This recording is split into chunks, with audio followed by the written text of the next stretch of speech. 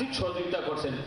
রাজধানীর কাকরাইলে diploma engineers institution মিলনায়তনে বিশ্ববিদ্যালয় পরিক্রমা এসএসসি পরীক্ষায় জিপিএ 5 প্রাপ্ত শিক্ষার্থীদের সংবর্ধনা অনুষ্ঠানের আয়োজন করে। এতে যোগ দেন বিএনপি মহাসচিব মির্জা ফখরুল ইসলাম আলমগীর।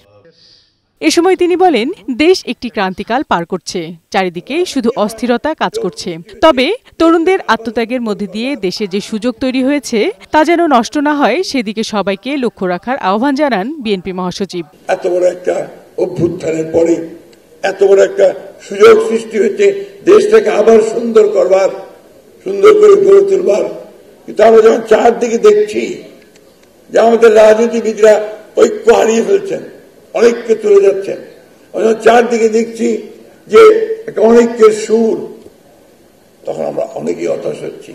দেশের তরুণরা অনেক মেধাবী হলেও শিক্ষা ব্যবস্থা সেই মাপের তৈরি করা সম্ভব হয়নি বলেও মন্তব্য করেন মির্জা ফখরুল। নিম্নমানের শিক্ষা ব্যবস্থার জন্য রাজনীতিবিদ ও আমলাদের দায়ী করেন তিনি। আপনার পলিটেকনিক ইনস্টিটিউট থেকে একটা ডিপ্লোমা নিতে পারতো আপনার ইলেকট্রিসিটি অথবা আপনার সিভিল ইঞ্জিনিয়ারিং এর উপরে অথবা অন্যান্য বিষয়গুলোর উপরে, তাহলে কিন্তু তার চাকরি কেউ আটকাতে পারত না। এই যে নীতির ব্যাপারটা, এখানেই রাজনীতিবিদদের ফেলিয়ার।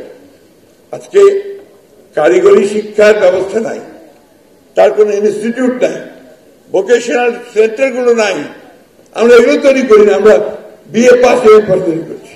দেশ গঠনে সকলকে ঐক্যবদ্ধ হয়ে কাজ করার আহ্বান জানান বিএনপি মহাসচিব।